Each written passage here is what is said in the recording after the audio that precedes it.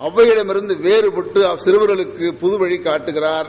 காலத்திற்கு ஏற்றாற்போல் கருத்து மாற்றங்கள் ஏற்படத்தான் செய்யும். அதிவீரராம பாண்டியர் அவ்வைக்கு பிறகு கிபி 16ஆம் நூற்றாண்டில் அரச மரபில் வந்த அதிவீரராம பாண்டியர் எழுத்தறிவித்தவன் இறைவனாகும் என தொடங்கி வெற்றிவேற்கு என்னும் அருமையான சிறுவர் இலக்கியத்தை படைத்தார். 82 பாடல்கள். கல்விக்கு அழகு கசடர மொழிதல், பெரியோரெல்லாம் பெரியர் மல்லர், சிறியோரெல்லாம் சிறியர் மல்லர், பெற்றோரெல்லாம் பிள்ளைகள் அல்லர், வழியே ஏகுக வழியே மீளுக என்றெல்லாம் ஒற்றைவரி பாடல்கள் பாடி சிறுவர்கள் உள்ளங்களில் பச்சை மரங்களில் ஆணிகள் பதிவதைப் போல பதிய செய்தவர். நீதிகளெல்லாம் நான் கூறிய இந்த நீதிகளெல்லாம் உலகத்தார் போற்றி பின்பற்றி நடப்பதற்குரிய சிறந்த வழிகள் என்ற கருத்தில் இவைகான் உலகிற்கு இயலாம் ஆரே என்று ஆசிரியர் அதிவீரராம பாண்டியரே தம் இறுதி பாடலாக கூறுகிறார்.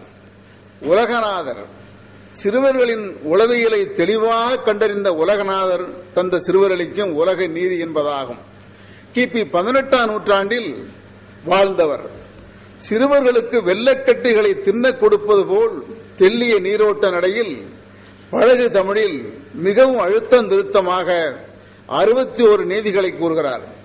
ஓதாமல் ஒரு நாளும் இருக்க வேண்டாம் என்று தொடங்கி வெற்றி உள்ள பெரியோரை வெறுக்க வேண்டாம் என்பது வரை உள்ள எந்த பாடல் தொடருக்கும் பொருள் விளக்கம் சொல்ல தேவையில்லை. வேண்டும். அவர் செய்த பெரிய சீர்திருத்தம் அதிவீரராமர் உலகநாதர். வேண்டும் என்பதனுடைய எதிர்ச்சொல் வேண்டாவாம் என்பதுதான் தமிழ் மரபு சொல். ஆனா வேண்டாம் என்ற சொல்ல முதல்ல கண்டுபிடிச்சவர் உலகநாதர் தான். இன்னைக்கு நம்ம எல்லாரும் வேண்டாம் வேண்டாம் என்றுதான் எழுதுகிறோம், பேசுகிறோம். அந்த சொல்ல முதல்ல உலக நீதியில உலகநாதர் தான் முதல்ல கொண்டு வந்து எளிமைப்படுத்தி முதலில் வேண்டாம் என்ற சொல்லை கையாண்ட புரட்சி பாவலர் உலகநாதர் என்று எல்லோரும் சொல்லுவார்கள். சிறுவர்களும் புரிந்து கொள்ள வேண்டும் என்பதற்காக அவர் செய்த சொல்லாக்கம் இது. சிவப்பிரகாசர் நன்னறியை தந்தார். 40 பாடல்களில் 40 ஓமைகளை தந்த ஒரு துறவி அவர். நன்னறி என்ற பெயரில் சிறுவர் இலக்கியம் படைத்த துறவி சிவப்பிரகாசர் கிபி 17ஆம் நூற்றாண்டில் துறைமங்கலம் என்னும் ஊரில் வாழ்ந்தவர். வினாவடை முறையிலும் வியப்பு மிகு ஓமைகளுடனும் வரிக்கு வரி வரிசையாகவே பொருளை உணர்ந்து கொள்ளும் வகையிலும் சிவப்பிரகாசர் பாடியுள்ள வெண்பாக்கள் 40 வெண்பாக்கள் இன்றும் பள்ளி சிறுவர்கள் வகுப்பிலே பயில்கின்றவைதான். ஒவ்வொரு பாடலின் இறுதி 2 அடிகளிலும் தாம் உரைக்க வந்த பொருளுக்கு பொருத்தமாய் அழகிய ஓமைகளை அமைத்துள்ளார் சிவப்பிரகாசர். பல ஓமைகள். மண்டும் பிணி, ஒரே ஒரு ஓமை சொல்ல, மண்டும் பிணியால் வருந்தும் பிற உறுப்பை கண்டு கழுலுமே கண்.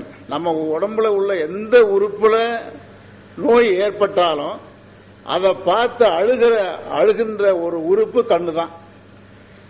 அதுபோல பெரியவர்கள் பிறர் நோய் கண்டு வருந்துவார்கள், நெருப்பிலே பட்ட நெய் போல உருகி போவார்கள் என்ற கருத்தை சொல்ல. பெரியவர் தம் நோய் போல் பிறர் நோய் கண்டு உள்ளம் எரியின் இழுதாவர் என்க தெரியிடாய் மண்டும் பிணியால் வருந்தும் பிற உறுப்பை கண்டு கழுலுமே கண். அற்புதமான ஓமை.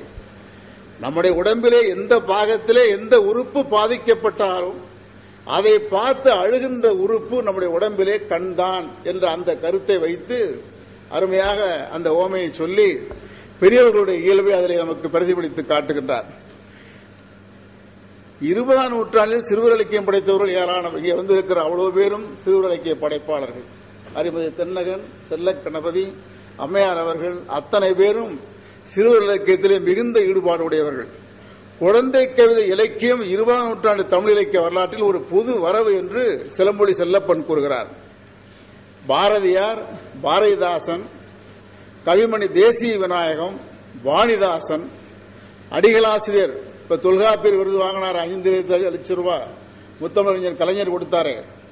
அவரிடத்தில் 4 ஆண்டுகள் நான் படித்தவன். அவர் 108 குழந்தை பாடல்கள் எழுதியிருக்கிறார். அற்புதமான பாடல்கள். அடிகளாசிரியர், நமச்சிவாயர், தொடக்க காலத்தில் நமச்சிவாயர் குழந்தை பாட்டு எழுதினார். நாமக்கல்லார், மணி திருநாவுக்கரசு, மயிலை சிவமுத்து, பெரியசாமி தூரன், அழ வள்ளியப்பா, நேசி தெய்வசிகாமணி, ஆக்கி பரந்தாமனார், தேப்பா பெருமாள், தணிகை உலகநாதன், நான் கூட எழுதியிருக்கேன், புலவர் இளஞ்செழியன், பூவண்ணன், புழ கதிரேசன், தமிழழகன், திருச்சி பரதன், நாரா நாச்சியப்பன், புவா முத்துக்கிருட்டினன், தம்பி சீனிவாசன், ஆலந்தூர் மோகனரங்கன், மின்னூர் சீனிவாசன், PV கிரி, செம்பை சேவியர், ஒற்றூர் உத்தமன், இங்கே வந்திருக்கிற அருள்மதி தென்னகன், செல்ல கணபதி அவர்கள், அம்மையார் அவர்கள், இவர்களெல்லாம் சிறுவர் பாடல்கள் எழுதி சிறுவர் இலக்கியத்திற்காக தொண்டாற்றிக் கொண்டிருப்பவர்கள். இந்த என்னுடைய கட்டுரையிலே பாரதி, பாரதிதாசன், கவிமணி தேசியவிநாயகம், அடிகளாசிரியர், புலவர் இளைஞலியன், வள்ளியப்பா ஆகியோரின் சிறுவர் பாடலை மட்டும் உங்களிடத்தில் சிறிது எடுத்துச் சொல்லிவிட்டு என்னுடைய கட்டுரையை நான் நிறைவு செய்வேன். பாரதியார் ஓடி விளையாடு பாப்பாவை தான் உலகத்துக்கே பாரதியாரை கொண்டு சென்ற அந்த வரிகள்.